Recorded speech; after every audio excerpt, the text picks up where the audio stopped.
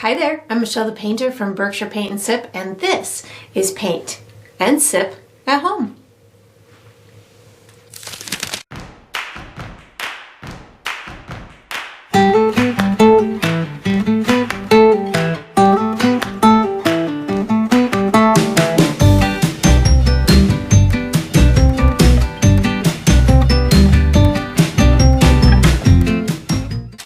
Alright, so today I'm going to be painting Flight of the Imagination, and I'm going to be sipping on my iced tea. And if you enjoy this process, I do hope that you like and subscribe to my channel, and that you also check out my Patreon page where you're going to find additional painting perks. So let's get painting and let's get sipping.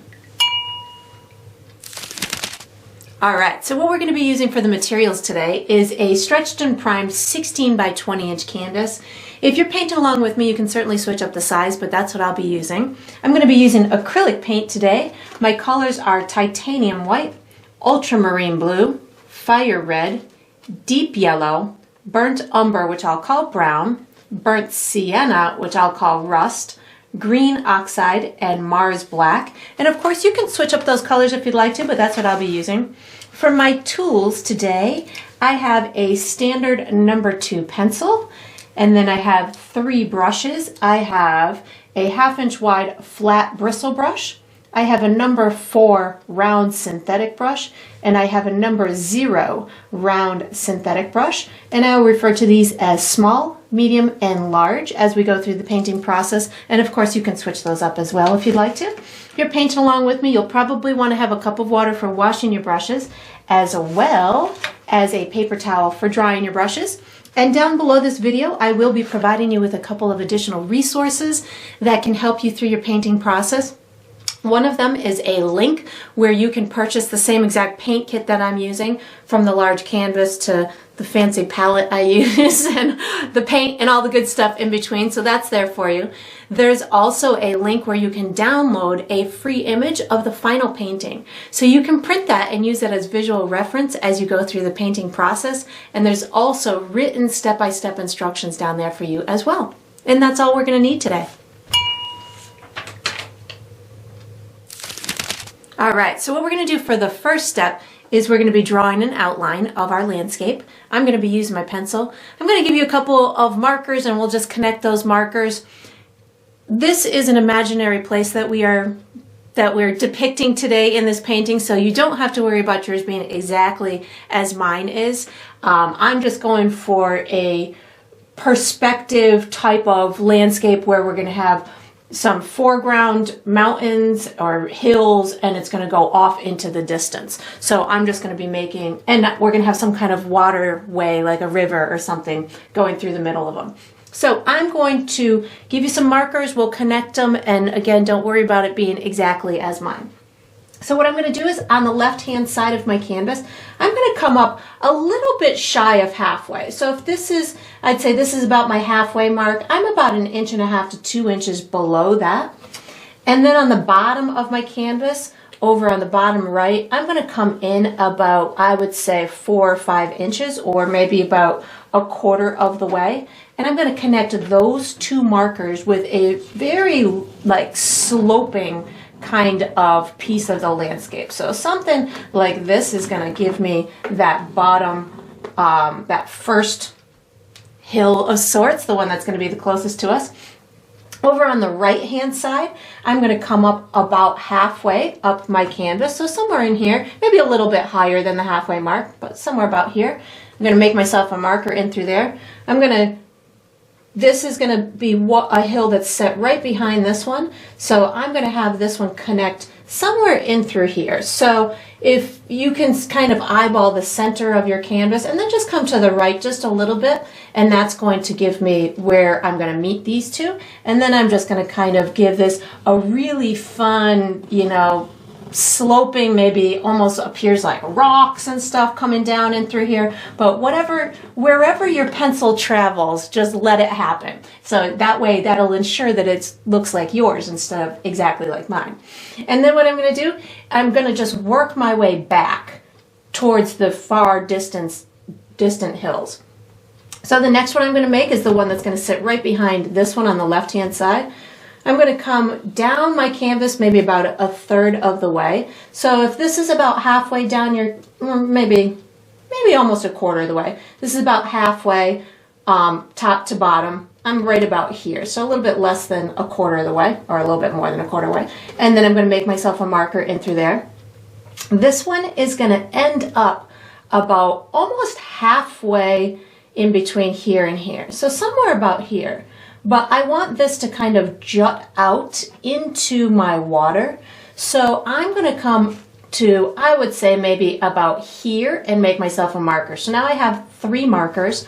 I'm going to connect this top one to here and then this one to here. So I'm going to come down with a nice, you know, free falling kind of slope. As I feel it's going to kind of start to meet my water, I'm going to give it a couple little maybe outward juts into where my waterway is going to be.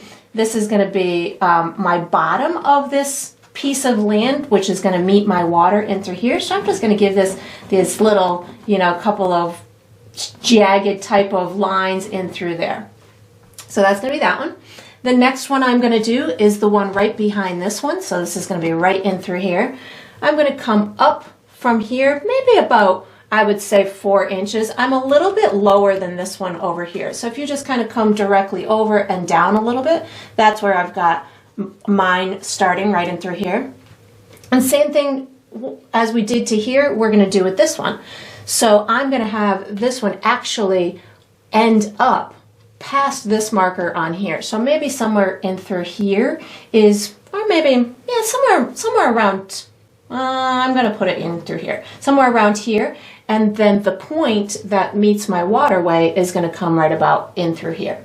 So I'm going to connect these two like this, and then maybe I'll come out like this and over like that. And then all of this area in through here is going to be what I'm going to refer to as my shoreline that's going to meet the water. So I'm going to come maybe out through, maybe I'll come down just a little bit more in through here and then kind of go back. This will dip back behind here, maybe come out and just give myself some little pieces of shoreline that are coming down in through here.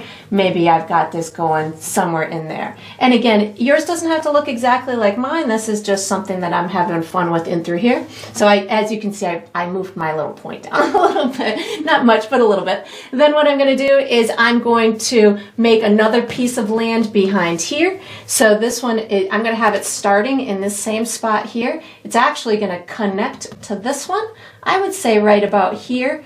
And then I'm going to, we're just going to connect those two right now. I don't want to confuse it with too many dots. So I'm going to connect these two. I'm going to actually go up a little bit, make this a little jagged in through here, maybe bring this down, and maybe just kind of bring it over in through here.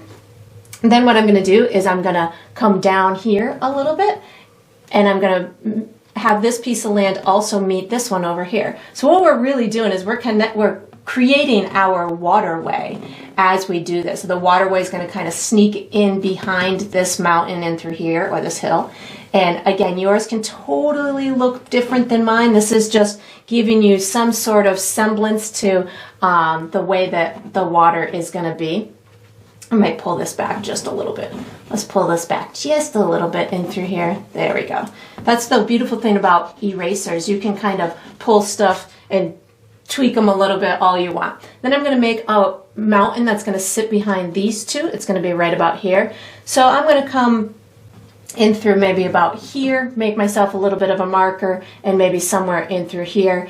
And you can really make this as high as you want, but I'm going to put mine, if this is the center of my canvas, I'm a little over to the right from the center of my canvas, maybe somewhere about here, and maybe about 4 inches down from the top of my canvas. That's going to be the tippy top of this hill in through here. And then I'm just making myself a jagged little hill in through here. Whatever shape you want is totally fine. It's going to kind of slope down into there.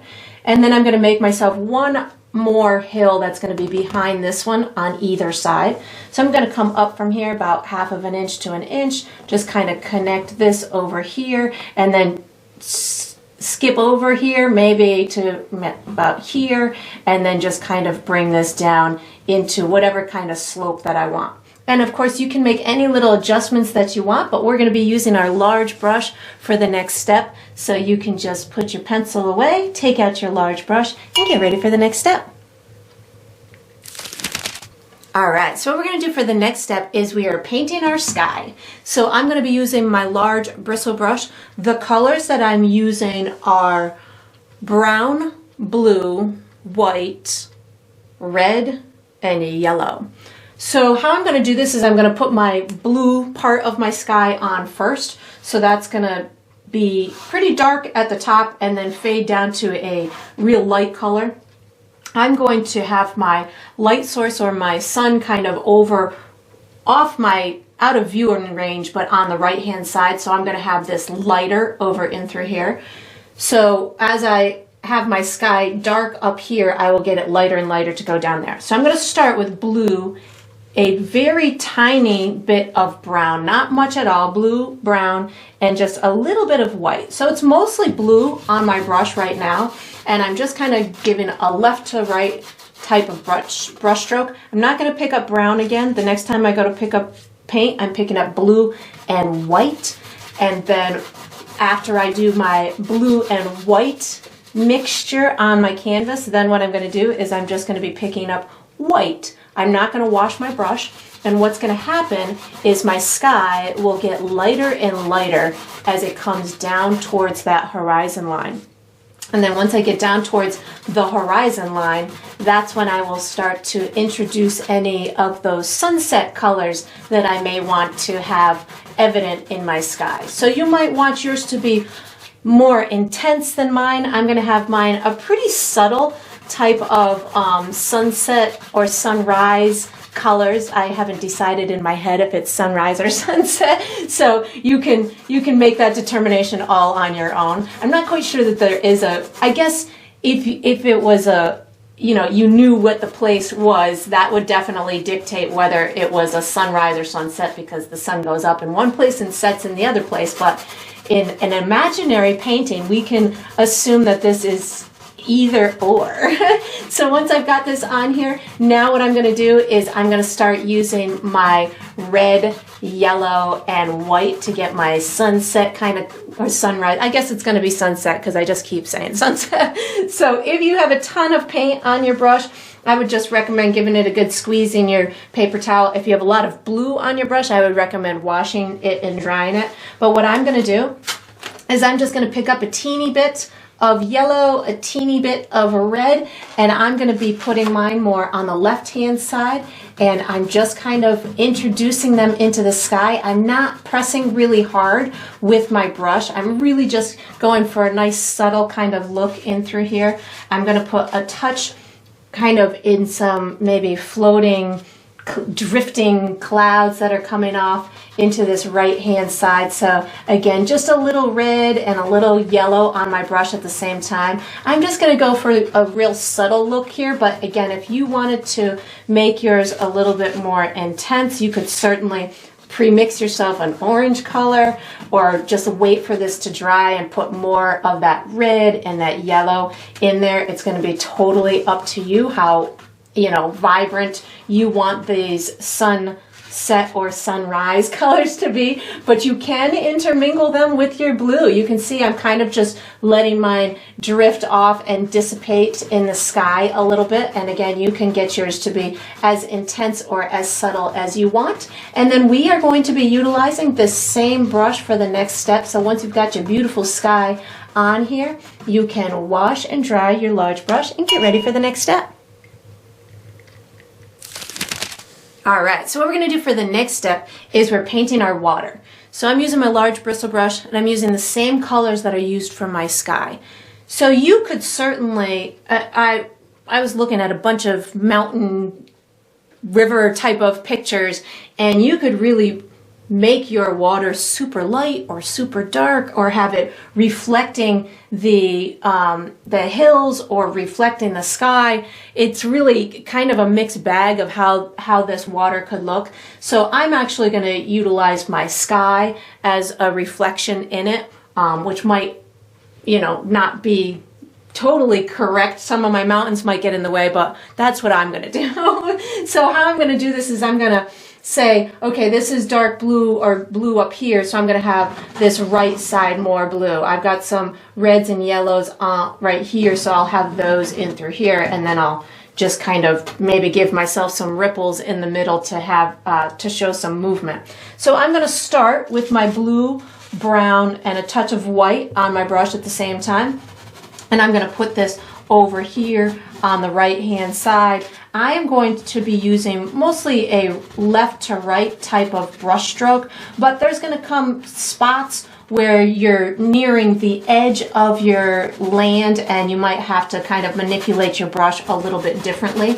But I'm just not using a lot of paint, just kind of rubbing it in left to right like this. Going to put a little bit more blue over here on the right hand side. It doesn't have to be the same lightness or darkness as your sky. When it works its way into waterways, it can take on a lighter or a darker look to it. So don't feel like you have to have it exactly the same as your sky. It can be darker, it can be lighter, it can have, you know, multiple tones in it depending on what that water is doing. And I'm just kind of bringing this all the way up in through this middle. I'm going to have it lighter up in through here, which is going to indicate that maybe there's light coming through these hills and it illuminating the water up in through here. So I'm going to just put a little bit more white up in through there. And then as I get towards this left hand side, I'm going to start bringing in some of my more vibrant colors from my sky, the reds and the yellow. Just putting a little bit of that over here on the left hand side, not a ton. And then I'm just going to kind of get these to blend in here. And if you find that you're going through this and you're like, oh my God, my colors are blending together too much, this isn't working out well for me, then just take a break, let it dry for a minute, and then you can come back and put any additional colors that you want on top of it. I want to put some little ripples down the center, so I'm actually going to wash and dry my brush right now, and I'm just putting white on my brush, and I want there to be the evidence of maybe some rapids or some, you know, heavier water coming down that center. So I'm not even blending this in. I've just got heavy white paint on my brush right now, and I'm just kind of adding these little ripples throughout the water. That's going to imply movement to it. And you can really have yours as intense as you want or as subtle as you want. And if you feel that you need to go back and add any more intensity on the other colors that you have within there, feel free to just sit and adjust it and enjoy the process. And then we're going to be using the same brush for the next step. So once you've got your water on here, and of course don't worry about bumping into your pencils marks, we'll be hiding those in a moment, so you can certainly just bump right into those, and then you can just wash and dry this large brush and get ready for the next step. All right, so what we're going to be doing for the next step is we are painting our distant or back hills. So this is going to be all of the hills except for these bottom two. I'm going to be using my large bristle brush, and I'm going to be using a whole bunch of colors. I am going to be using probably all of my colors. I'm looking at my palette down here if you're wondering where I'm looking. All of my colors except for probably red. Definitely blue, brown, black, green, rust, white, yellow.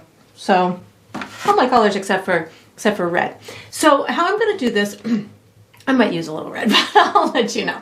How I'm going to do this is I'm going to start at my back mountains or hills and work my way forward.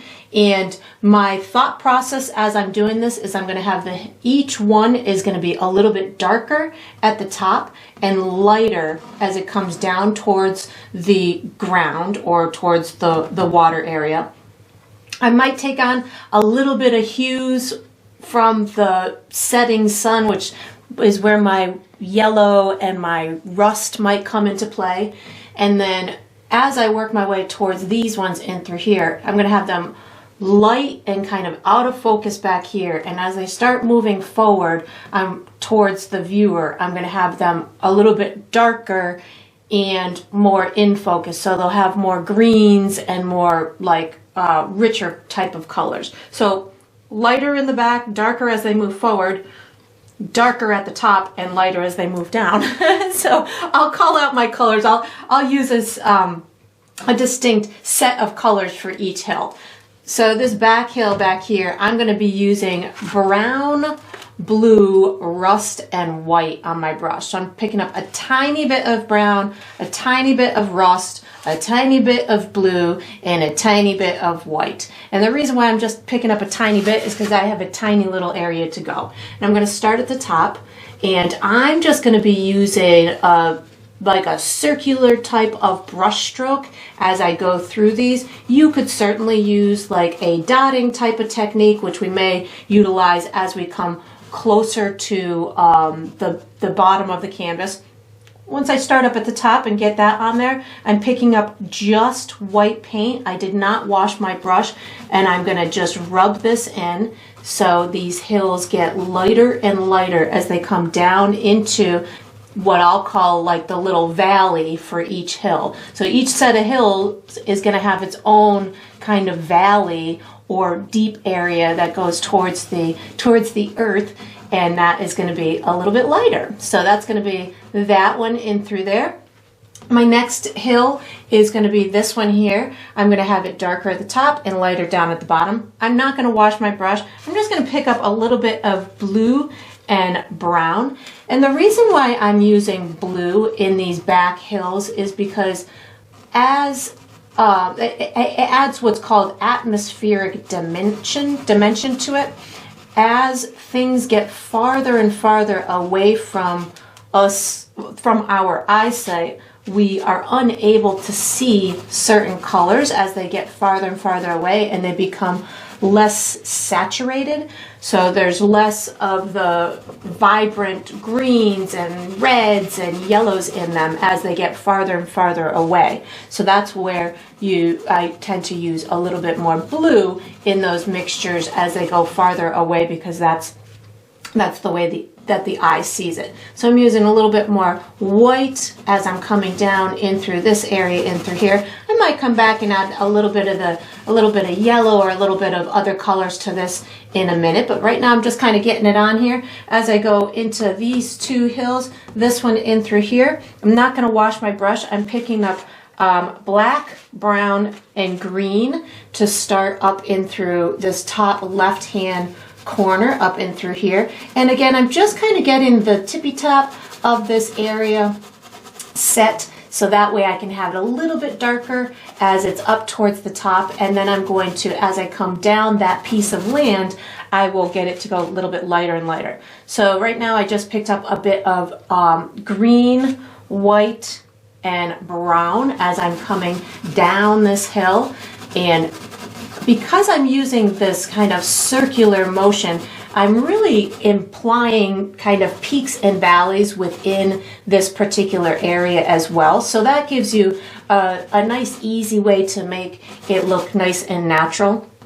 I'm going to pick up a little bit of white and maybe rust as I'm coming down into the valley area in through here. Maybe a little bit more rust on my brush as I get down into here. And again, I'll probably add a bit more of those sun colors to it in a minute, but just kind of getting this on here. I'm going to use the same color combination for this hill in through here. And again, just kind of adding a bit more of the lightness as it's coming down to meet the water. We're going to put a little bit of land area or a little bit of shoreline area on these hills that we can see as they're meeting the water in a little while. But right now we're just going to kind of get that information just down towards the water. So again, I'm using black, brown, and green without washing my brush at the top of this hill in through here. And so the tippy tops of these hills, as I'm moving my way towards the viewer, they're getting darker and darker in front of what's behind them. So they're really popping out so the viewer can see them, because we're kind of saturating those colors a bit more. I'm picking up a bit of rust and white on my brush as I'm making my way down towards the bottom of this hill.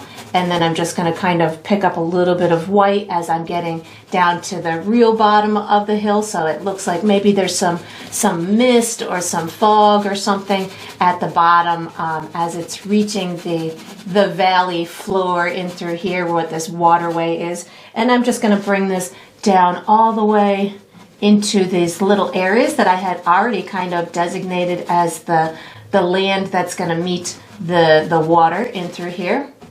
And then I've got this one in through here. I think I'm going to use a similar color palette. So I've got black, green, and brown on my brush to start this one. And I want to make sure that I can see the difference from the hill that it's sitting in front of. So I'm just making sure that I get it nice and dark right along that edge. And then I'm just going to kind of put my brush in a circular motion. You could certainly be using a different type of brush stroke at this point. You could probably use dots if you wanted to, but I'm just using this circular kind of motion because it gives me some good texture when it comes to this, and I know that our focal point is going to be, you know, things other than these back hills, so I'm not terribly concerned about it being perfect. I'm adding more white to my brush as I'm coming down into this towards the water area, and then as I'm going along the edge here, maybe a little bit more green on my brush, and you can see these colors are becoming a little bit more vibrant and have a little bit more intensity to them as they're coming towards the viewer. And then before I call this step done, I'm going to add a little bit of yellow and maybe a little bit of rust to those hills back there. I kind of wanted to wait and just like let them sit for a minute before I decided if I was going to put a bit of those sun colors on, and I think I'm going to. So I'm going to wash and dry my brush, and I'm just going to add a little bit of maybe yellow and maybe a touch of my rust on there, but right now I'm just picking up a teeny tiny bit of yellow and a little bit of white, like just a tiny, tiny bit on my brush, just to add maybe a little bit of a glow of some kind of light coming on through this this area of the mountains. I just put a little bit of rust on my brush to add a little bit of that redness, not red, but just a hue of that vibrancy in through there, and then maybe a little bit more in through here. So you can really have fun with these areas. You can have these colors more intense or more subtle or lighter. If you wanted these back hills to be lighter, you can add a little bit more white or a little bit more blue. So you can keep tweaking it and, you know, feel the intensity or the softness of those colors. You can really get them into whatever vibrancy that you want, but we will be using this same brush for the next step. So once you've got your back hills all nice and completed, you can wash and dry this large brush and get ready for the next step. All right, so what we're going to do for the next step is we're doing the first layer of our front hills. So I'm going to be using my large bristle brush. The colors I'm using are black, brown, and green. I'm going to do this hill, oh, and white. I'm going to do this one first and then this one. This time I'm going to be using a dotting or stippling type of brush stroke. So this hill is going to be the same, where it's going to be dark at the top and kind of lighter down at the bottom. So I'm going to start with green, brown, and black on my brush at the same time, and I'm going to be dotting this hill like this throughout the whole way. I'm not going to over dot it because I don't want it to all blend in to be one solid color. So every time that I pick up paint, like this time I just picked up green and brown, I'm going to alternate the color combination until I get to about down here. That's when I'm going to start using some white. So I just used green and brown. Now maybe I pick up a little bit of green and black, and this is going to give me some nice kind of peaks and valleys throughout this piece of land. So it's going to bring it more in focus than the back ones were. I just picked up some black and brown. I'm going to do some of that down here. Now I'm going to pick up some green. So I'm really just alternating these three colors right now without over blending. So again, you're going to get some nice dark spots and some light spots. I'm leaving the top edge nice and messy. We're going to put some pine trees on there in a little bit, but right now I'm just kind of getting the process started. Now that I'm reaching down into this area, this is where I'm going to start to use a little white as well. So green and black and brown on my brush. I have 3 colors on my brush and a touch of white. And I'm going to get this little area to be a little bit lighter as it comes right into and behind this other hill that we've created. So I'm not going to pick up any more colors other than white to finish out this little area down in through here. And then what I'll do is I'm going to wash and dry my brush prior to doing this area, but let me just finish this up in through here. And I'm getting it to blend in a little bit with the, with the other colors that I started that section with.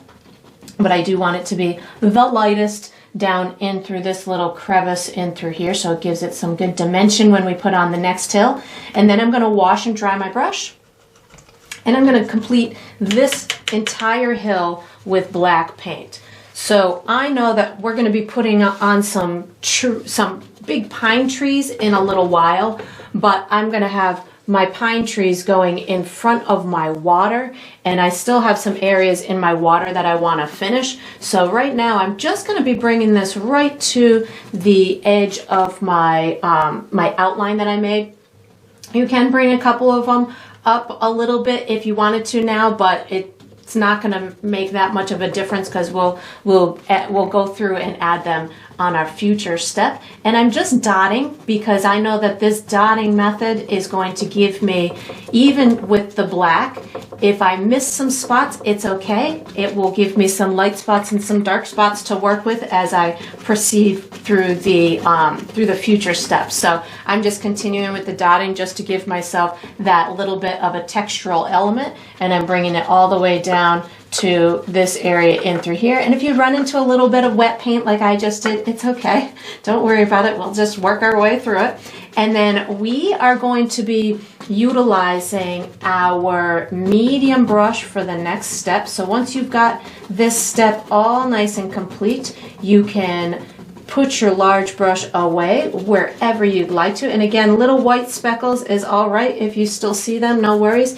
You can put your large brush away, take out your medium brush, and get ready for the next step. All right, so what we're going to be doing for the next step is we're finishing the riverbank. This is going to be all the little land and any little trees and stuff that you want to have along the edge of the river. So I'm going to be using my medium brush. I'm predominantly going to be using brown, green, black, and white, but you might find that you want to introduce some other colors. So if you feel that that's what you'd like to do, then feel free to do so. So what I'm in essence, my mind tells me that the light source is over in that direction. So as I'm coming around these pieces of land, I'm thinking that I'm going to have little shadows along these bottom edges of the pieces of land. The land that's behind this big rock is probably going to be pretty dark. With trees and stuff, the trees that I might have coming up and through here might be a little bit lighter because they might be catching the light source coming in through there. And then down in through here, I'm not going to do a whole lot, just kind of close up the edges of my riverbank just so it looks like it has a little bit of dimension. So during this process, I'm going to use my medium brush. I may use a little bit of water on my brush in order to get little smooth lines and kind of get this paint to move a little bit easier for me. So if you see that my paint is nice and fluid and it's working really well, it's probably because a lot of times what I'll do is I'll dip my brush in my water, and that will give me the fluidity on my paint that will allow me to have these small little lines. So what I'm going to do is I'm going to start with a little bit of black, green, and brown on my brush at the same time. And I'm going to put in some little shadows and stuff right along that riverbank. This is where you get to kind of play with how much information that you want on the on the edge. If you have a real big shadow, that's going to tell the viewer that maybe this is a rock or a ledge. You could have a flat spot where there's like grassy area, which I'm going to have in through here. But first I'm just kind of getting a little bit of a shadow where it's meeting the water. I'm going to pick up a little bit of green to give myself maybe a little bit of grassy area coming in through here. This will just kind of meet that water somewhat. I'm leaving some of that brown underneath so it looks like maybe there's some sand or dirt or something. I just picked up a little bit of black and green to maybe give myself the illusion of a couple of trees or shrubs or something coming on in through here. Maybe I'll put a little bit of white on my brush. This is going to be a very impressionistic type of style that I'm using, just so I can give the impression of some sort of life at the bottom of these hills. I don't need to do much. I just kind of want to give them an edge. So as I'm going through here, right now I'm just going to kind of utilize my green, black, and brown to get these little edges in through here. You can even ripple it out a little bit into the water if you want to, but I'm predominantly kind of going on this bottom side of these in order to dictate where that light source is coming from. Over here, this is just kind of all, I think, kind of being shadowed a little bit by the rocks and stuff like that. But again, you can really have fun with how intense you want this type of detail to be.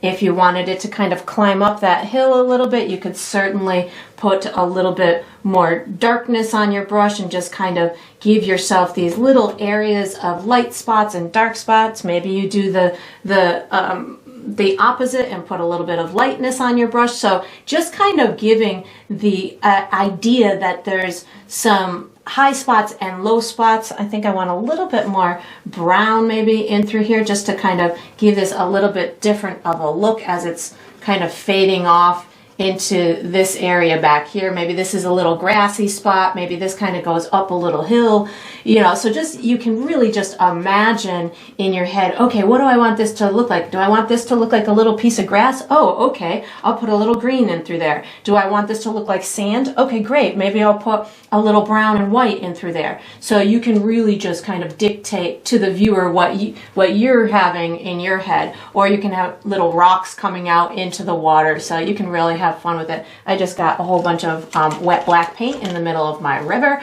so I'm gonna just, with a little bit of water on my brush, get that off of there. My hand was wet with paint, obviously. So over here, green, black, and brown is what I'm gonna use over here.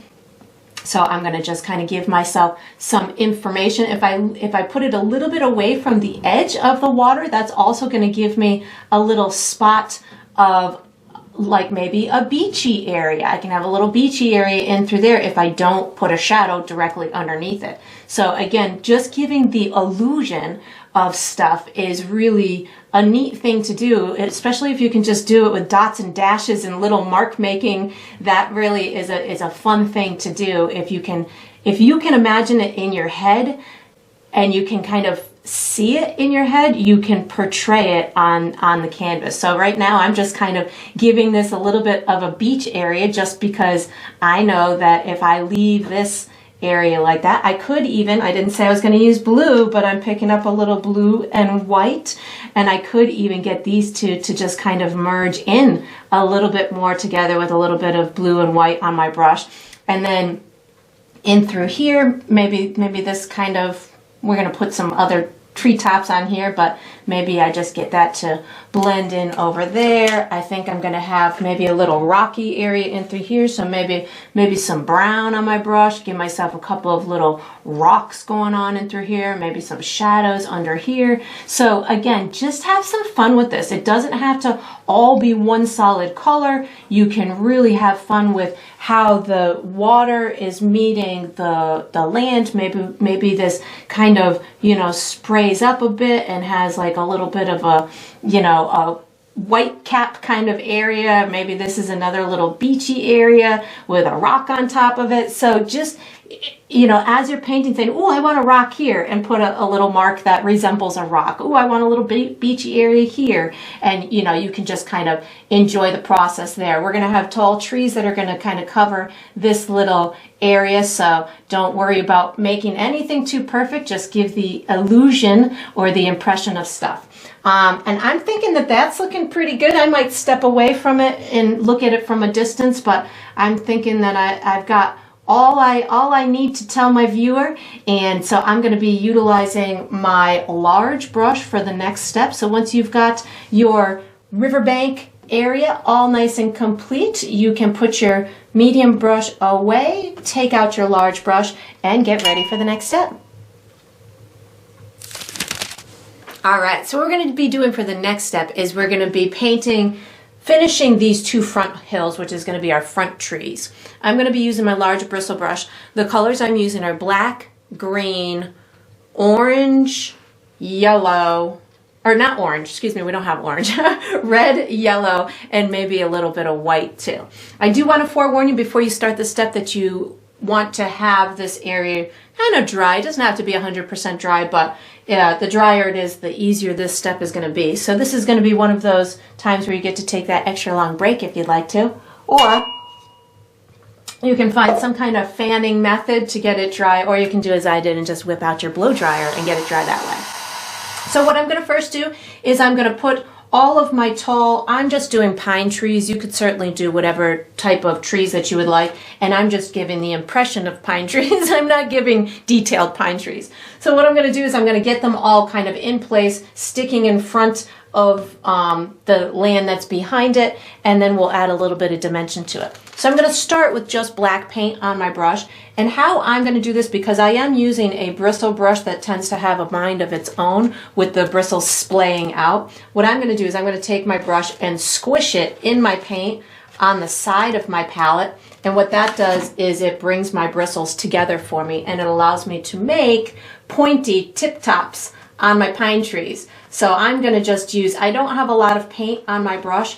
I am just kind of dotting these long triangular type of shapes. I don't even have to dot it 100% because you can see through trees. You can see, you know, little peekaboo spots through the edges of them. You can have it as fluffy as you want, or as pointy as you want, or as detailed as you want. If you want to have little kind of branches coming out the side, you just bring that brush out and give yourself a couple of little areas around the side. This one I've got coming off the side of my canvas, and I definitely want to see some of my area behind there, so I'm not making these really huge and full. I'm going to extend this one up quite a bit, maybe somewhere in through here. And you don't have to have them all just one for one, you know, big tree here, and they just progressively get smaller at an equal pace. If you can kind of mix it up a bit, and maybe you have a little short one in through here, and then maybe you have you know, a taller one. I'm saying that, and then I'm like, yeah, but I don't want to cover over my whole area over here, so I'll put another taller one in a second.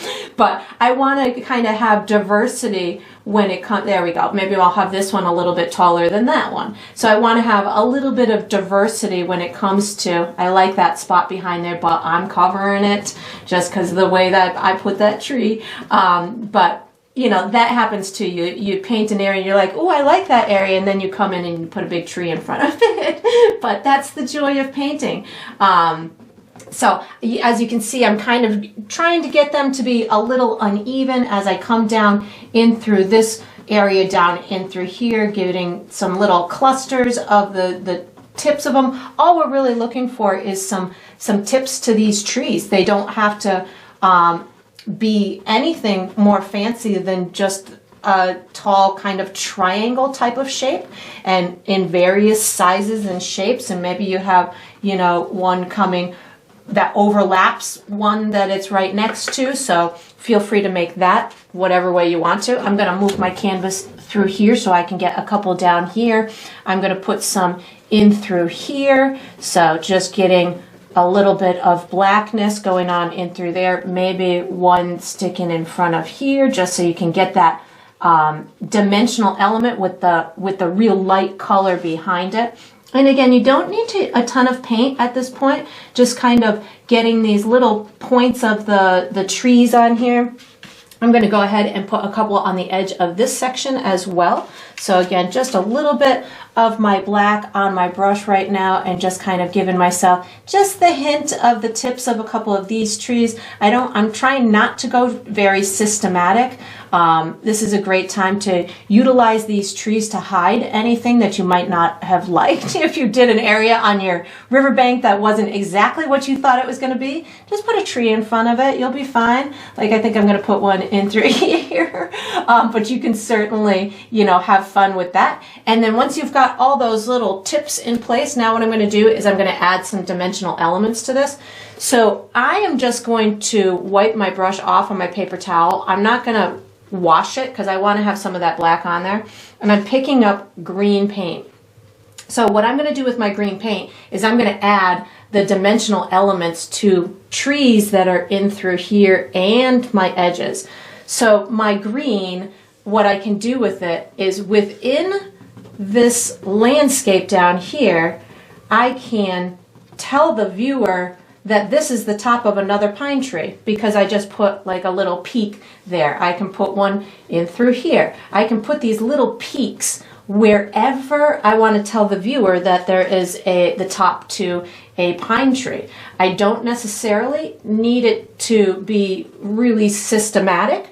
If I want one, in between here, I can have one even, coming up halfway up this tree. So that's going to give you the impression that there is a pine tree in through there as well. And they don't all just have to be points. You can certainly, like in a big area back over here, maybe we're just seeing other kinds of trees. Maybe there's, maybe it's not just pine trees. Maybe there's other styles of trees throughout this forest. So maybe you have like a round area. I'm going to put a little bit up in through these trees, up in through here, but you already have the information in these top trees because of the shape that is implied, what type of tree it is, but I'm going to put just a little bit of green. So this green, when it's on top of black, it will, as it dries, it's going to give itself its own contrast in color. The thicker the green paint is, the brighter it will look. The thinner it is, the darker it's going to dry because of that black behind it. So if you have a really thick area of green paint like this, it will dry brighter than a thinner area like I have down in through here or like over here. So that's a beautiful part about putting green or a color like that on top of black is you will get those dimensional elements during its drying process. And I'm going to just kind of bring a little bit more of this green in through that other area just so I have more dimensional elements to work with, adding just a little bit down in through this bottom area just so you can see that there is some, in focus kind of life going on in through here. And then I think I'm going to add a little bit, and you could add some points in through this area as well if you wanted to add some extra stuff in through there. And then what I'm going to do is I am going to pick up or wipe my brush off on my paper towel. I want to add some of those sun setting kind of colors. So I just wiped my brush off on my paper towel, and I'm going to pick up a little bit of my yellow and my red at the same time on my brush. I just kind of almost pre-mixed them a little bit on my brush right there to get like a little bit of an orangey kind of color. And my sun is over there. I'm going to just kind of tip some of the edges of these trees on the right hand side, and that's going to give us just a little bit of a glow to some of these trees. You can even do it in some of these trees back in through here. If it's too yellow for you, add a little bit of red. It will dry much darker than it is when it's wet, especially in this area down in through here because it is laying on top of the black. And again, just try to make it not super consistent. Just give it a little bit of diversity. And then if you want it even brighter, you can put a teeny tiny bit of white paint on your brush and you can just hit a couple of these little tips with an extra bit of glow or brightness to it. So you can certainly have fun with that. And then we are going to be using our medium brush for the next step. So once you've got this done, you can put your big brush away, take out your medium brush, and get ready for the next step. All right, so what we're going to do for the next step is we're painting the base coat for our bird. I'm going to be using my medium brush, and I'm going to be using black and white. I'm just going to use a gray color for the base of this. I'll be giving you a couple of markers. We'll connect those. We're going to start with kind of like a stick figure and work our way into a beautiful hawk-inspired bird. So I'm going to pre-mix myself a little bit of a gray color. So I'm just going to take some of my white and add a touch of black to it. I'm just going for like a medium gray color. I don't need anything fancy. This is just going to act as the base coat for my bird. I do know it's going to get a little bit darker as it dries, so I'm just going to kind of plan for that and just go for a medium type of tone to it. And if you want to, you can add a tiny bit of water to your paint as well. That'll give you some nice clean lines as you're going to paint. And what I'm going to do is I'm going to give you a couple of markers. I'm having my bird totally in my sky, but you can place yours wherever you want to based on how your landscape has formed itself. And my first marker is going to be about maybe 2.5 inches, 2.5 to 3 inches from the top of my canvas. And I'm a little bit over to the right of the center because I think my canvas is a little off center right now. But if this is the center, I'm a little bit, tiny bit to the right. So somewhere about there. And then my next marker is going to be down in through here. So this is, I would say, about 4.5 inches from the left-hand side of my canvas, and I'm up just a little bit from my land. And then I'm just going to connect these two with a diagonal line, something like that. And then the next marker I'm going to do, or the next line I'm going to do, I'm going to come up from here, maybe about an inch, and go straight across to right about here. So this is maybe an inch or two to the left of where this is. And I'm just going to make myself a horizontal line in through here. And then the third stick I'm going to make is going to be up in through here, which will represent our wing on the other side. So wherever you landed here, you're going to come up about an inch, something like that. And then I'm going to have a diagonal line, but I want this to be a little bit higher than this. So if you come up just a touch higher than this and over to your left, and you're a little bit to the left of the end of here as well. That'll give you a good large wingspan for this bird. And then once I have that in there, what I'm going to do next is I'm going to kind of bulk out these sticks in order to make them look like a bird. So this is going to be where my head is, and what I'm going to do here is I'm going to round this out a little bit, something like this, and then I'm going to bring this kind of back into this area. We're going to have this wing is going to meet somewhere around here, so this internal area is not super important, but we'll just kind of get that on in through there. I'm going to go ahead and make the bottom part of my body. So this is going to be a little bit coming down in through here. I'd say maybe about 1/2 inch or so, and then just kind of bring it up in through here, and then you're going to give it a little bit of a neck. Trying to get my hand out of the way here. A little bit of a neck, something like that. And then I need to give myself a bit of a beak coming off of here, so I'm going to have my beak coming out in this direction. And again, yours doesn't have to be exactly as mine. It can, you know, morph and change into whatever you like it to be, but this is about what I'm going to do with mine. I guess mine's going to be just about touching my hill in through here, which is totally cool. And maybe I'll just get this to round out or kind of blend in just a little bit more in through there. Then what I'm going to do is I'm going to put this upper wing in place in through here. So this is going to kind of, in my head, the bottom portion of the wing is right about here.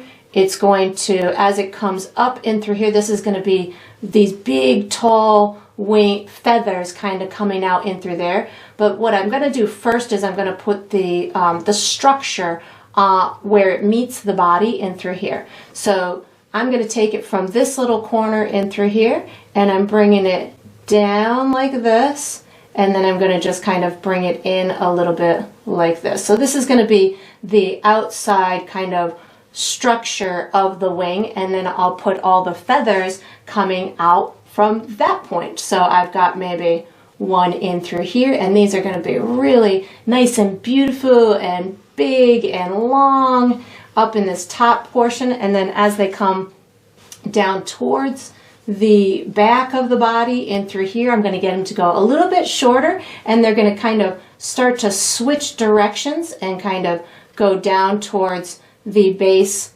of the body in this direction like that. So I kind of started up like this and then kind of switched directions to them.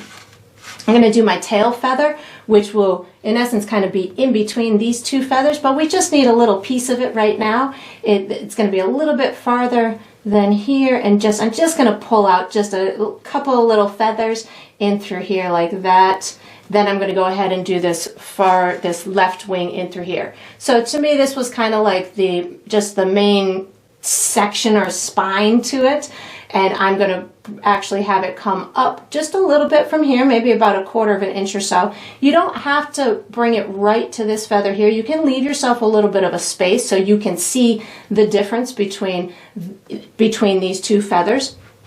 And then what I'm going to do is this top part is in essence the structure like this, only the other side. So I'm going to bring this like this, give it a little bit of a bump in through here, and then just kind of bring it in through this direction. Color it in. We're going to put some feathers coming out the top of it in a second here. And then I'm going to, now that I've got that on there, I'm going to start giving myself some feathers coming out that are going to resemble this. And then these bottom ones will be down in through here. So I'm going to take this and I'm going to give myself a little bit of a wing or a feather up in through there. Then maybe another one like this and another one like this. And now this is where I'm going to start to kind of bring them around the corner like this, and they can start to get closer and closer together as I come around this corner like this. And then they're going to eventually do the same thing that this one did, which is kind of turn in a little bit different direction as they're coming off this center area in through here. Maybe bring them out just a little bit more. And again, you can leave yourself that tiny bit of a spot in between the feather and the, I think I want these a little bit longer.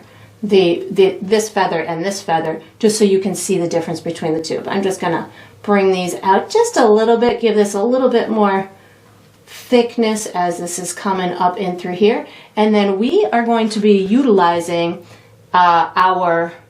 we'll use this brush for the next step. So once you've got your beautiful bird in place here and you've got the main coat for it, you can wash and dry this brush and get ready for the next step. All right, so what we're going to do for the next step is we're doing the first layer of our kid and the swing, or yeah, that's a swing. But I do need to go over a couple of things before we start this step. So first things first, I realize I forgot the legs on my bird. So we're going to paint those really quick in a minute before we do the kid. Second thing, the beak touching the mountain was really annoying me. So I shrunk my mountain a little bit. And all I did was I took some white paint because my sky was white right next to it and just kind of shrunk my mountain a little bit. So if that happens to you, just correct it on the fly and you'll be as good as new. So first I'm going to put some feet on here so you can just whip out some of that gray again. And I'm going to use my same medium brush with a little bit of water on it. And so the legs are going to come kind of in this direction. For me, the easiest way to do it is kind of keep it in line with this wing. So I'm just kind of going at a similar angle from here.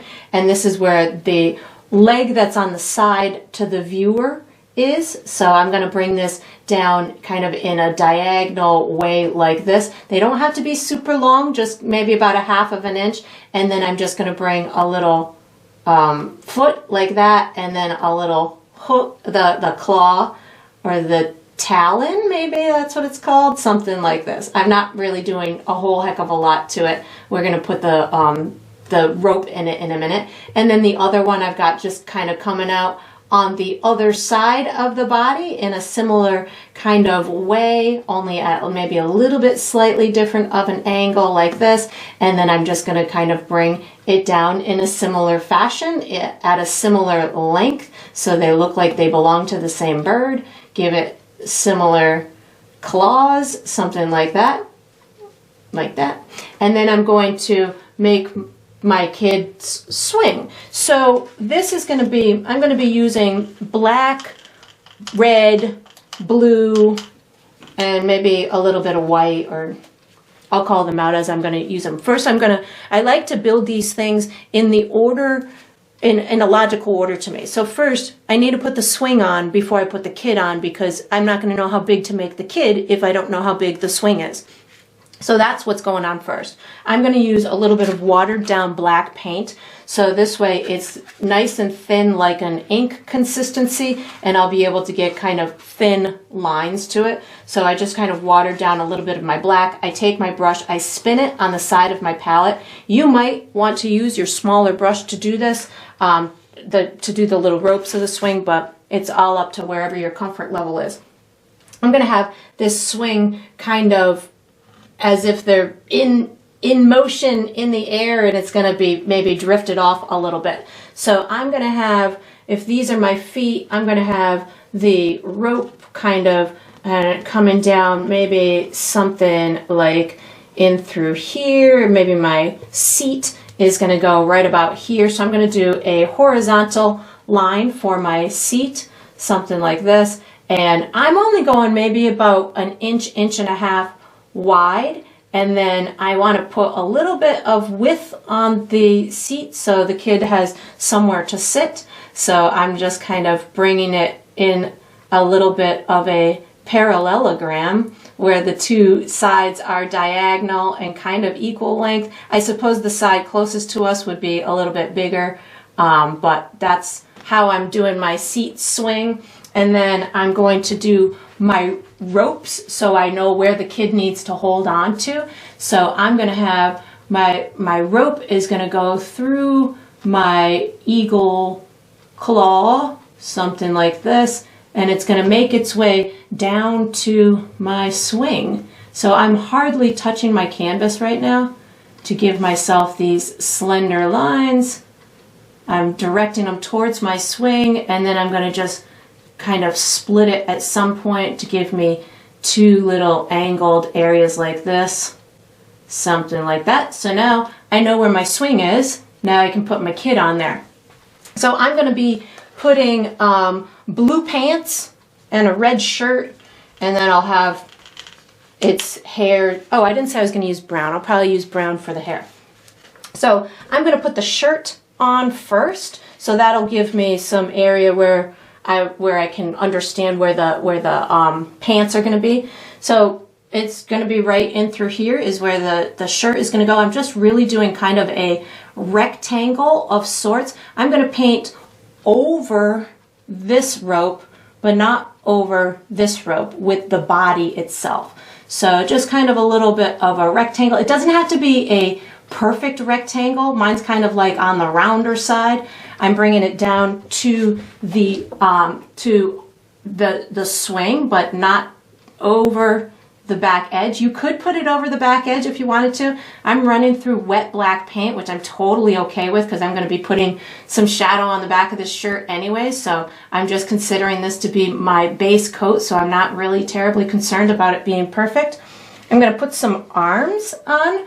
So my arms are going to go, this is going to be the top of the shoulders. I'm going to have my arm kind of coming out like this. This is going to be my elbow, and then the hand is going to come, or the rest of the arm is going to come up like this, and then we'll put a little hand attached in a minute, but I'm just kind of putting that arm on there. I'm going to put the other arm, this would be on the outside of the rope, so I'm going to go ahead and bring this out like the elbow portion of it, and then the arm itself is going to go up in this direction, something like that. And again, it doesn't have to be perfectly proportioned. We're just making an imaginary fun painting here. We're not going for photorealism.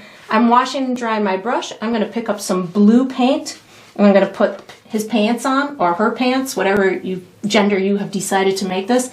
So if the kid is sitting here, the knee would go out in front this way, or the leg would go out in front this way. It would be on the other side of the rope. If you do bump into the rope, like I can paint right over the rope knowing that my blue paint is translucent, I'm safe to paint right over my black because you can see the rope. But if you're painting and you can't see that rope, you're going to want to put it back on top later. This is the knee, and the leg would come down the front on the other side of the swing. So I'm going to just bring that portion of the leg down in through here. You can have whatever color pants. You could have maybe your kid's wearing some shorts, whatever works for you. And then I need another leg coming out. So I'm just imagining where it would go, and do I want them to come out at the same exact angle? Do I want one to be kicked out a little bit more? I think I'm going to have this one kicked out just a little bit more to show that the kid is having, you know, maybe swinging his feet a little bit as he's going for his awesome ride. And then I'm going to put, washing and drying my brush, I'm going to put a little bit of black paint on my brush in order to give myself some shoes or some feet. So just kind of giving myself a couple of little black shoes in through here. Of course, you could put sneakers on or boots on or whatever you like to put on. It's totally fine. This one's, I'm going to have it a little bit different of an angle. Maybe we're seeing the bottom of the feet. Maybe we're seeing the side of the feet. You can use your imagination. That foot's a little big, but that's okay. And then I'm going to go ahead, wash and dry my brush. I'm going to put a head on here, so I'm going to use some brown paint, and I want my head to look like it's looking down into the valley, so I'm going to have it short, because my thought process is that he's looking down into the valley, so I'm going to just have it looking as if that's the direction it's going. And I'll put some extra details on it later, but right now just kind of putting that head on there. And I'm going to put some hands on. So I think I'm going to use just a little bit of rust and white as my skin color. So I just mixed a little bit of rust and white, and I'm going to put some little tiny hands in through here. And of course we'll put a little bit more detail on those later, but just something to give us the color of skin right now, maybe a little bit on that face, which we can hardly see right now, but we'll be able to see it a little bit more. And then we're going to be utilizing our small brush for the next step. So once you've got your base coat for your kid on here, you can put your medium brush away, take out your small brush, and get ready for the next step. All right, so what we're going to do for the next step is we're going to finish the bird's face and legs or claw, probably the whole leg area. I'm going to use my small brush. The colors I'm using are white, black, yellow, rust, and maybe some blue. And how I'm going to do this, I'm just going to start at the face and then just kind of work my way away. So what I'm going to first do is I'm going to put a yellow circle for the eye. So I just added a bit of yellow paint on my brush. My eye is going to go a little bit behind my beak. So I'm just putting a little round area like that, just so I have a marker where I want that to go in a minute. And I'm just going to wipe my brush off on my paper towel. I'm going to do the beak, which is going to be with a little bit of black on my brush to start. So I'm going to put my beak in, I'm just kind of putting an exterior line with the black paint to start, like this. Then maybe a little interior line. I'm going to add a little bit of water to my brush so I can get these really tiny, skinny lines in through here. Once I've got that kind of tackled, what I'm going to do is I'm going to go and I'm going to make a little dot inside my eye, like that. And then I'm going to kind of do an outline around my eye. And you don't want it to get too big, so just, you know, if you need to make it smaller or bigger along the way, feel free to do so. once I've got that done, what I'm going to do is I'm going to finish my beak, but I'm going to wipe my brush off on my paper towel. I'm going to pick up a bit of blue and white. This is going to give you a little bit of shine to your beak with that blue and white. And you want to, if you can, have smooth type of lines. So I just making sure that I have a good amount of moisture on my brush and I'm not pressing hard. So this gives me those good like little detail lines to it. Maybe you use a smaller brush, whatever works. And then I'm going to work my area around the face. So I'm going to pick up a little, I wiped my brush off on my paper towel. I'm picking up some white and I'm going to give myself some white areas underneath the neck area in through here. I'm going to put a little bit of white above the eye in through here and on the top of the head like this. And then I'm going to give myself some colorful marks with the rust color and brown and yellow. But I just started with rust to give myself these beautiful little markings along the top of the back of the neck in through here. And I'm using this kind of left to right swishing type of brush stroke in order to make it look like little feathers are along this area. So this way it all kind of blends together and makes it look like we've got feathers everywhere. And then I just kind of keep adding my little bits of white to maybe a little bit more lightness in that eye if I need to. I think I need a little bit of brown and maybe a touch of black back in this back area. I'm picking up just a touch of black back in through here just to give a little bit of a dimensional element as it's getting nearing that, that wing itself. And then we will definitely be adding some additional area to make it blend into the body. But right now, just kind of getting these vibrant kind of feathers in this area, making sure that I've got a good assortment of my markings that I want on the head. This is a very tiny, tiny area that we're working in.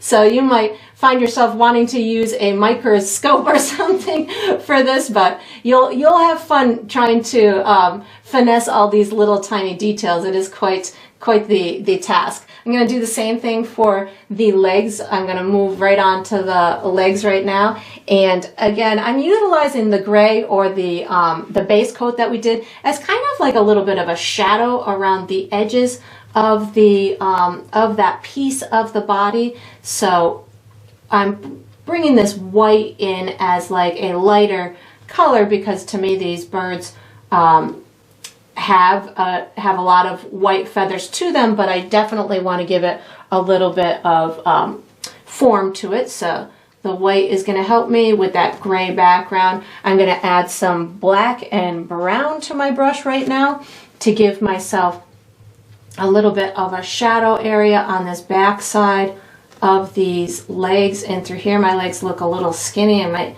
kind of thicken them up a little bit here. And then on this one underneath here, I'm going to put some shadow underneath the body so you can see that that it's tucked under the body and not on this side of the body like the right one is. And I'm just kind of bringing this in through here, and I'm going to tackle those feet in a minute. But really what I'm doing is, again, just trying to give myself a little bit of dimension on them so they're not just flat, like one flat color. The talons I'm going to tackle with a little bit of black to give some more information to them, and then maybe a little bit of a white highlight to them. So again, not doing a whole heck of a lot, but trying to give it a little bit of detail so it's not just a a single line. But again, you can go in for as much detail as you want. I'm just trying to get these little tiny claws to represent as such. And then we are going to be using our medium brush for the next step. So once you've got your beautiful legs on here and your face is nice and finished, you can put the small brush away, take out your medium brush, and get ready for the next step. All right, so what we're going to do for the next step is we're finishing our bird. We're going to finish the wings and the body. The colors that I'm using are rust, yellow, brown, black, and white. And how I'm going to do this is I'm going to tackle my darker areas and work my way towards the lighter areas. So my darker areas are going to be on this left wing and on the tail feather, as well as the tips of these, of both wings. And then there's a little bit of a area in through here that's darker, and the body's really light, so we'll work our way towards that body. So I'm going to first start with some rust paint on my brush, and I'm going to, every time I go to paint a stroke, I'm thinking feather. So I'm not going to be rubbing it. I'm going to be always going in the direction that I feel those feathers would be coming out. So for me, I'm going tail feather right now. So I'm going with some rust paint. I'm going to pick up, without washing my brush, a touch of black paint and get a little bit more shadow in this area where it's going to meet the inside of the bird, or the back of the bird. So I went a little bit darker in through there and then brought it out a little bit more with that rust paint towards the edge. And if you can still see some of your gray underneath there, awesome. That's, you know, that totally works. You don't have to paint this whole thing in. The gray is definitely utilized as a nice base coat. I'm not going to wash my brush. I have rust on it right now. I'm picking up a touch of black paint, and I'm going to start moving my way up this left-hand wing. So I've got rust and black on my brush right now. I think I want a little more black. I want this to be nice and deep and dark on here, and I'm just going to kind of bring this in like this, bringing these towards the tips of the wings and bringing them back towards that area where they meet the regular section of the wing. I wish sometimes I knew the anatomy of certain animals, like this bird. I wish I kind of knew the anatomy, so I wouldn't sound, so I would sound smarter as I'm talking about these parts. I know that this is the wing, but I'm not quite sure what that part of the wing is called. So I'm just kind of bringing these in to the tips. I'm gonna just pick up rust paint now, maybe a little bit of rust and yellow, and get this top portion to make its way into the black, the darker area. I feel like I have too much black on my brush, so I just wiped it off on my paper towel, and I'm picking up some more rust and yellow as I go through this area in through here.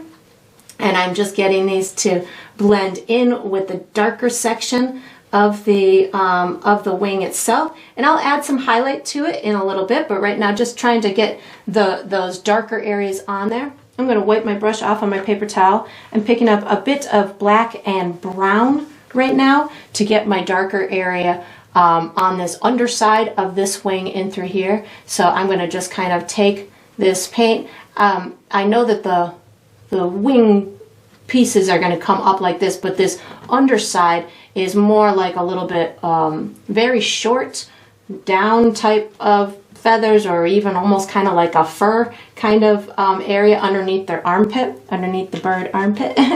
I'm washing and drying my brush. I'm picking up a little bit of rust paint now so I can get a little bit of that rust color underneath here as well.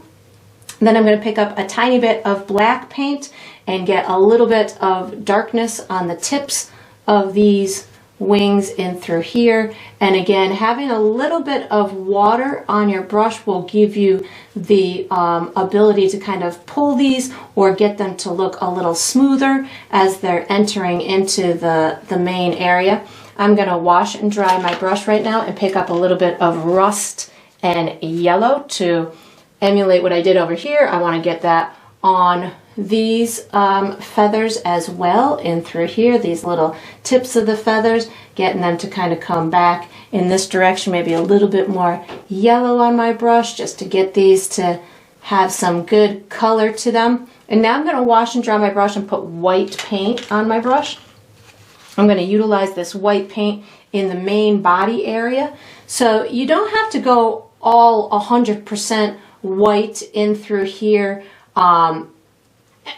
you can utilize it with white and brown if you wanted to. I'm using the gray underneath to act as a shadow type of color for me. So I'm going to build this into the lightest area, which is going to be in this midsection. But what I'm going to do is I'm slowly just building these thin layers of white paint, which is going to allow me to show the form of this section of the body. So I'm not going full on with a bunch of white paint on my brush right now. I'm just using a tiny bit so I can kind of build it into a light, into form, as opposed to just having a bright white section in the middle of the bird. I want it to look like it has shape to it, and in order to do that I have to kind of build it that way. I get it brighter on some areas with the white and then just kind of fade it out into the shadow or the shape of the body. So I'm just kind of slowly building a little bit of white in through here, and I do want some more lightness in my wings. So as you know, each section kind of is drying, or you know, kind of getting to the area that you want it to be, you can always just kind of keep floating around to other areas and adding more color or adding more brightness to them. Like I want more brightness over in these wings over here on the left, or on this wing over on the left side. So I just picked up some white, yellow, and rust, and I want to get some more vibrancy in through this wing in through here. So I'm just kind of adding these bits of brighter tones in through here,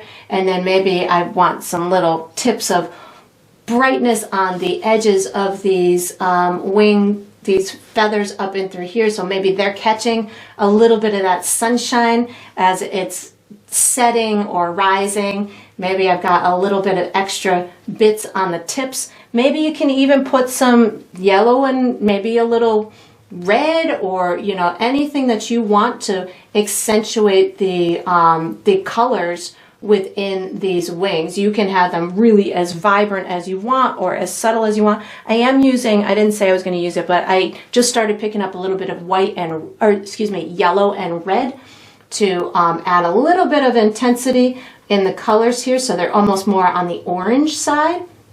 And that's something that you can certainly do on the fly. If you're not getting the intensity that you want on those colors, you can modify it. You know, if the rust isn't vibrant enough for you, pull in some of the red. If the rust is too much for you, back it off and bring in some brown. So you can really just kind of dictate how you want these colors to, how vibrant you want them to be, or how subtle that you want them to be. I am just kind of continuing to add a little bit of yellow and red in through these ones.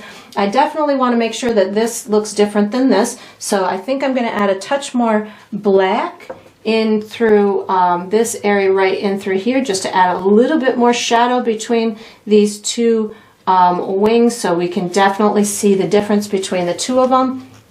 And then I'm washing my brush so I can add a little bit more of that form or lightness to the body. And you can, you know, add a little bit of yellow to it if you wanted it to be brighter. You could certainly go ahead and do that. That's going to be a call on your part, or brown, or whatever visually works for you. This is looking pretty good to me so far, so I think I'm almost done here. Just going to add a couple, maybe a little bit more brightness in through here. Yeah, that needed that little pop of brightness to show the little shoulder on that. Maybe a little bit more down in through here to separate this from the tail feather.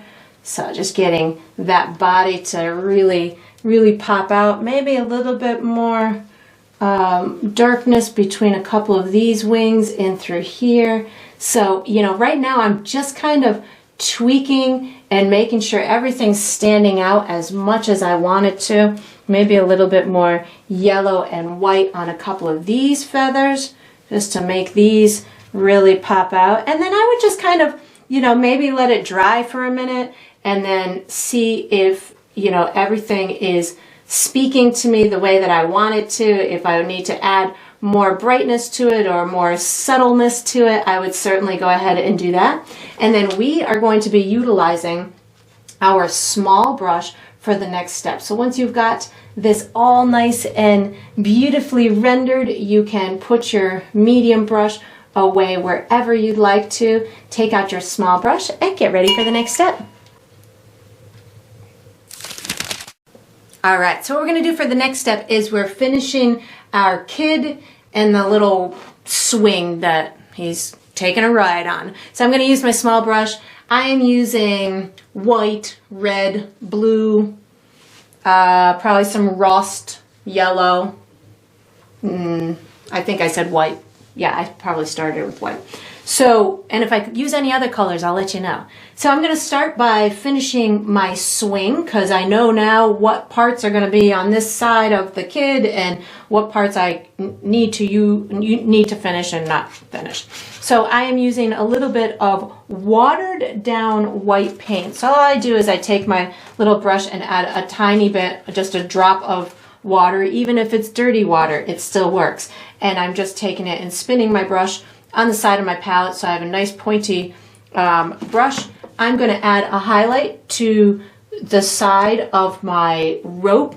So with just a little bit of white paint, I'm just going to go down the edge or the side of my rope, and it doesn't have to be perfect. We're just giving the illusion that there is some dimension to this rope, and I'm going to go ahead and do the same thing on this side. And if you end up making it a little bit larger, that's okay. You'd probably need a pretty wide rope to hold a child this high up in the air anyways, so don't worry if your rope is large. So the arm is going to be on the outside of the rope, so I only need to go on the rope that's below the arm, like this.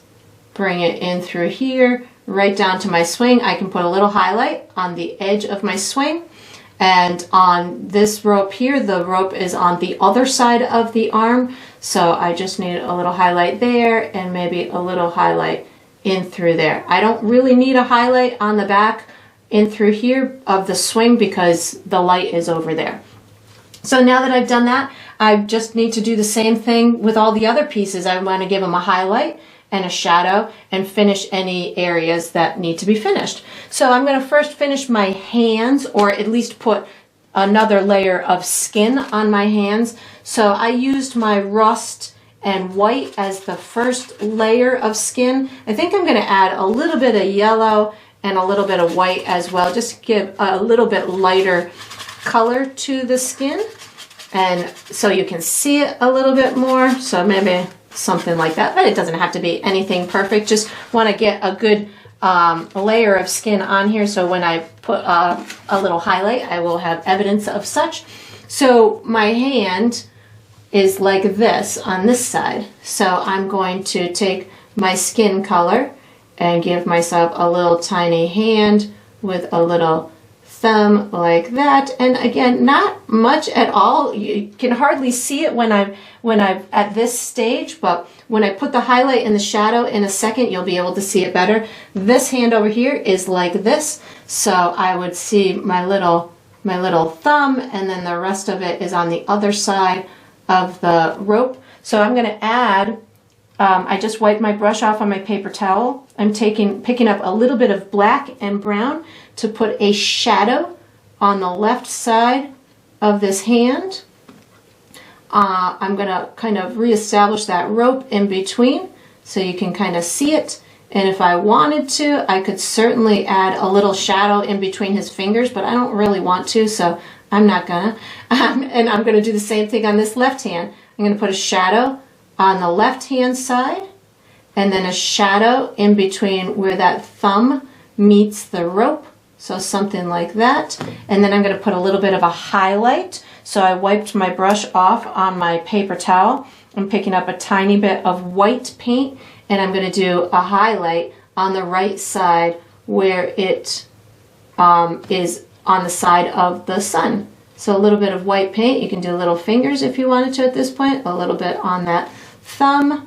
Maybe that goes around like that. And on here, the right side, a little highlight in through there, and maybe a little bit on the tips of the finger on the other side, and that puts it on this side. Maybe we might need a little bit of a shadow in through here where it meets that rope, something like that.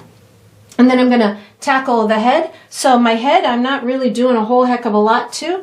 He's got a little bit of a highlight on the top of the head, so I just put a tiny bit of white paint, maybe just a teeny bit on the top. You can't really see his face because his hand is in the way. I'm going to put a shadow at the back of his head, so I just picked up a little bit of black paint, putting a little bit of shadow at the back of the head so you can see a little bit of dimension to it. And then I'm going to go ahead and do the shirt. So my shirt is red, but I want to have little highlights and stuff like that too. So I have red and brown on my brush to kind of put a second layer on this back portion in through here.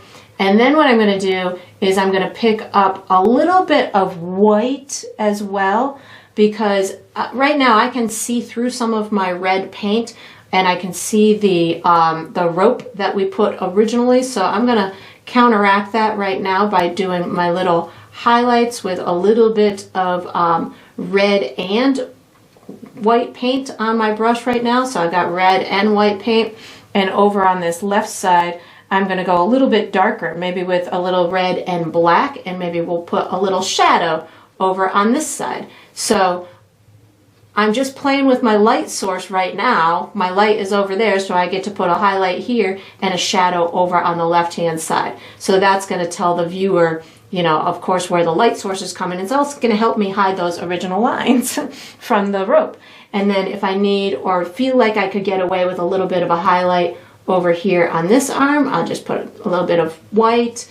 I'm going to make this a little bit brighter over here, so a little bit more white over on this right hand side is going to show that. I need a little lightness on the front of his shirt, right down the belly, right in through here, so just put a little bit of white in through there. I could put maybe a little tiny bit over here, maybe there's a little sliver of a highlight over there. That you can't even really see that, so I guess that's all right. Maybe a little bit of red will work over here. There we go. Just poof out that shirt a little bit at the bottom maybe. And then I'm going to go ahead and do the same thing for the pants. So I'm going to wash and dry my brush. I'm going to say where are my shadows. My shadows are going to be underneath the seat. So and on the left. So I just put blue on my brush because I know that this is going to be a little bit darker than the original when I put it on the first time, because it's a second layer, so I can get away with maybe just using blue as my maybe a little blue and brown. I just put a little brown on my brush as well. So blue and brown is going to be my shadow color.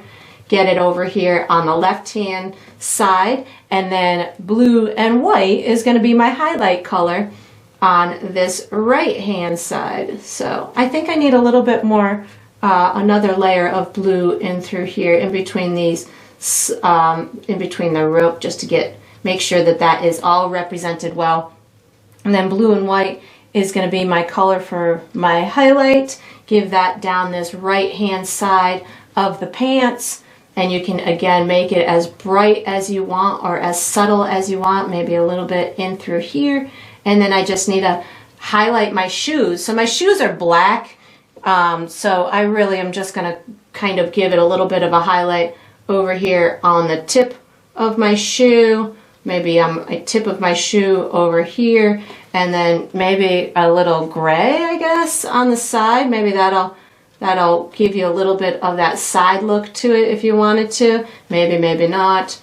Whatever you're feeling, that works for me. And then if you needed to, if you needed any more shadow, you can bring a little bit more underneath here. I think I want a little bit more darkness underneath here, so I just brought a little bit of black down and through there. And then you just kind of keep tweaking it until you feel like you've got all the pieces in place. And then we are going to be using this small brush for the next step. So once you've got your kid all nice and painted in here, you can wash and dry this small brush and get ready for the next step. All right, so we are on to the final step. This is the final step of every painting, which is to sign it. So I usually sign mine in the bottom left or the bottom right. I'm going bottom left on this one, small brush, green paint. And I usually sign my initials, but you could, let's see, where is this going? Right here. You could certainly sign your first name or the date or a symbol or whatever you'd like to use as your identifying mark is totally fine. And that is going to conclude this painting. I hope you enjoyed the process. I hope you painted yourself a very inspirational, fun image. I look forward to painting and sipping with you again sometime.